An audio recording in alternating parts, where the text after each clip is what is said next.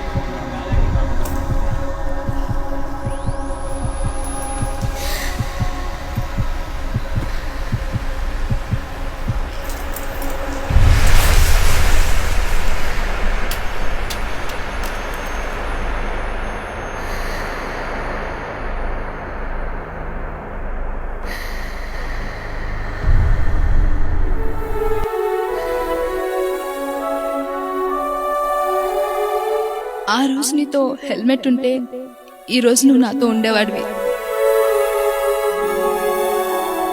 ఒక చిన్న నిర్లక్ష్యం కాకూడదు మన ఆత్మీయుల జీవితాలలో పెద్ద విషాదం. హెల్మెట్ ధరించండి, సురక్షితంగా గమ్యాన్ని చేరండి.